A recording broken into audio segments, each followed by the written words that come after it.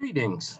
My name's Matt Peitzman, and I'm going to take you through a project I did for coworkers of mine that I called Upcycle Guitars. This is me and just some of my background and qualifications. I'm a high school tech ed teacher. I'm in my 19th year, my 18th in Pennsylvania. I did spend a year in Maryland when I came right out of college. So Upcycle Guitars, what do I mean when I say that? And where did this idea come from? And what could I do with the idea? Let's just talk about those topics briefly. So an upcycle guitar is a string musical instrument made mostly up from materials that were used for some other purpose, such as a laundry detergent jug, a milk jug, if you will. So stuff like that. Cereal boxes and other things of that nature worked for what we were doing. The neck could be a broomstick, frets out of toothpicks, fishing line for the string. The idea was to use non-traditional guitar, ukulele, cigar box items to make these instruments. So where did this idea come from? Back in July of 2017, I was a participant at a STEM guitar workshop in Delaware, and one of the fellow participants came in one day sharing that he had made instruments out of oil cans, boxes, gourds, all kinds of things, and they played notes and made beautiful sounds. So that really struck me. I had not really noticed that before. Then 2 summers later, Mark French, who's now one of my coworkers on the grant team and a awesome guy for those of you that know him, shared with me how he made dulcimers. And I had seen dulcimers and heard them and things, but I didn't really know a lot about them. So I really started picking his brain about that, and specifically how they had a different kind of scale length and fret spacing than a guitar. Then, as we all know, spring of 2020, COVID-19, coronavirus disrupted everything. And those of us on the STEM Guitar Grant team were all set for workshops that summer, face-to-face, regular workshops. So we had to come up with an alternative. And for the acoustic workshops, we chose cigar box kits that were mailed to the participants, and we taught them over Zoom and Canvas and other forms to share that instruction with them. So these three things really started shaping my mind to this idea of an upcycle instrument. I'm currently an instructor at Penn Ridge High School, and during our new contract, we have the opportunity to run workshops for each other that counts towards our contractual time. And I was in a few of these workshops with an English teacher, then an art teacher, and I just kept thinking, okay, I can do something with this. So put all those things together in a blender, and we came up with this idea of the Upcycle Guitar Workshop. So what did it look like? I offered it to 16 coworkers from throughout the school. It was not specific for electives. It was not specific to hands-on classes. Any and all teachers were available to do it. They were going to stay after for 1 hour each week for a total of 4 weeks with me in my lab, my wood lab, and we were going to do this. Much like those of you that have attended a STEM guitar workshop, I had a classroom quote portion where I gave them instruction, more the theory and things like that, and then a hands-on portion as well. In the first session, we didn't do a lot of building. It was a lot of kind of lecture and brainstorming, if you will. So a couple of the slides I'm going to share with you, these are screenshots right from the presentation I gave. I gave a crash course as to stringed instruments, in this case, an acoustic guitar, because that's what was going to be similar to what we were building. So going over things as elementary as what is the body called? What is the neck and headstock? But then a little bit deeper as we talked about the scale length, of course, going from the nut to the saddle. And talking about the strings and the bridge and the tuning machines or tuning pegs.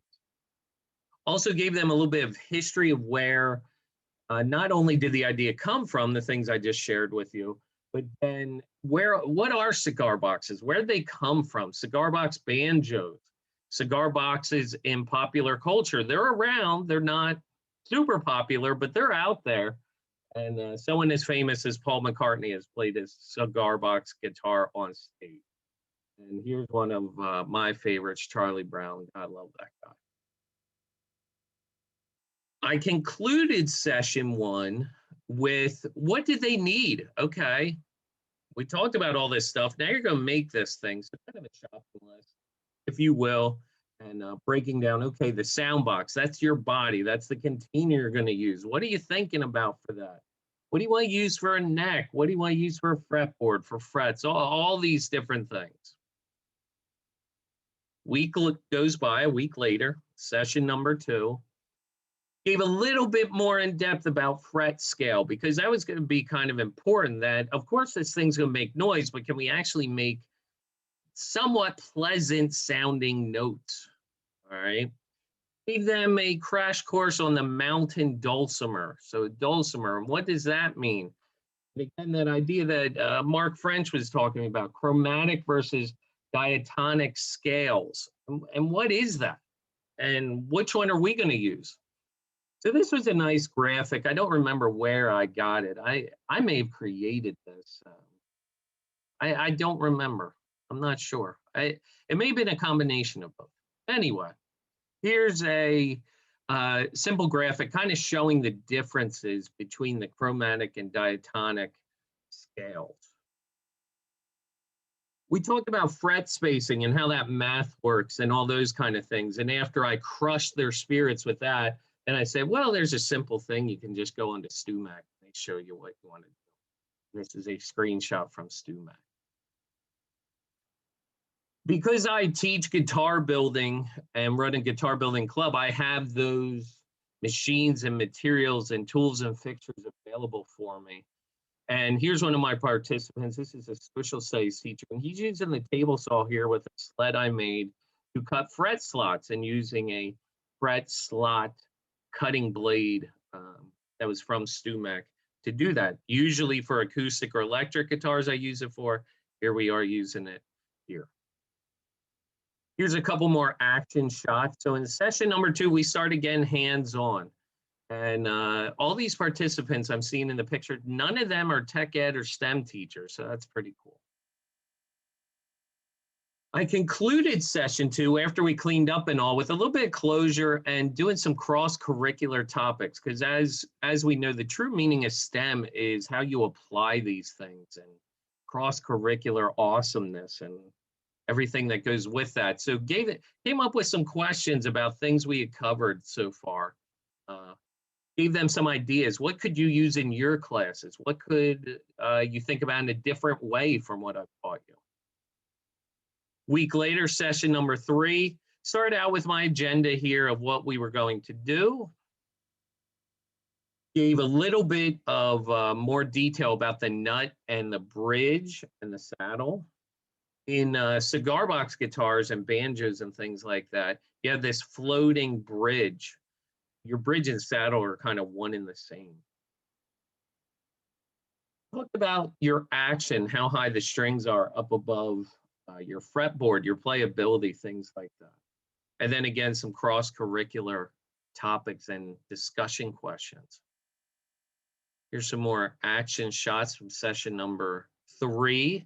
A lot of people gluing down their frets.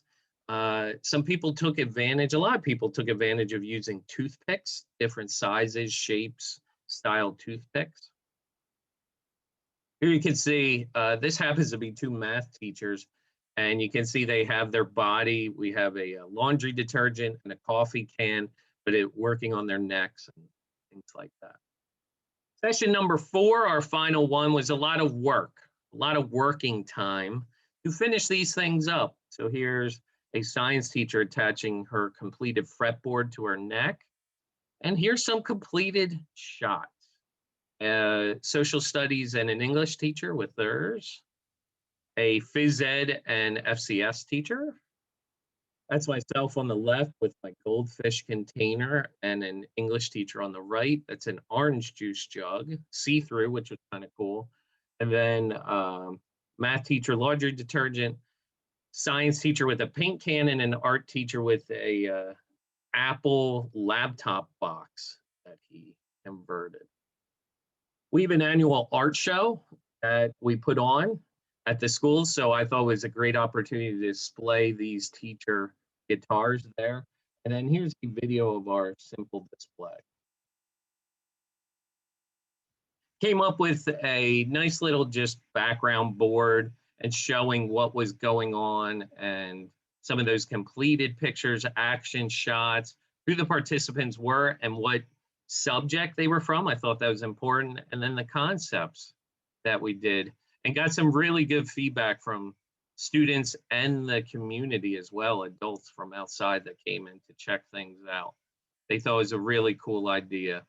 And it worked out really well.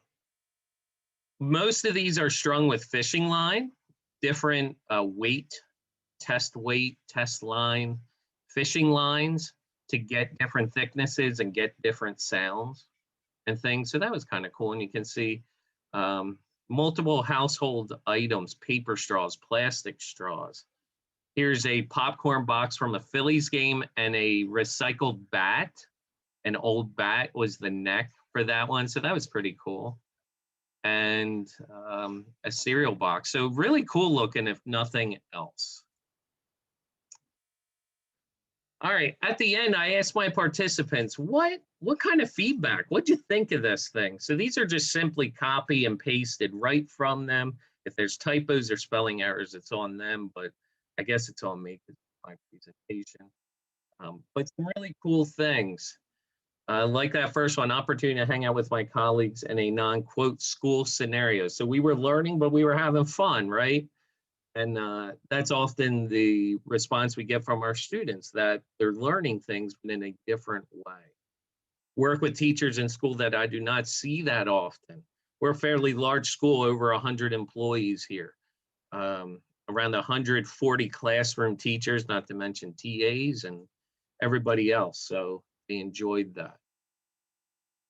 Sparking creativity to problem solve everyday materials to replace traditional guitar materials. So that's pretty cool. Getting to work with coworkers from different departments who all bring unique perspectives and inputs, right? That's kind of a big STEM concept that gets glossed over sometimes, the research and design, and getting different people into your research and your criterion things. And then what did I learn? A cross-curricular, non-gender specific workshop can be extremely rewarding. Going off of what I just talked about, the idea of that I'm not with another male shop teacher, so to speak, right? Getting different genders in there, different worlds, different backgrounds. Using simple household items to teach the basics of stringed instruments is possible and powerful. So I actually took this idea and then started in an intro class that's mostly made up of 9th graders, and we did something similar to this.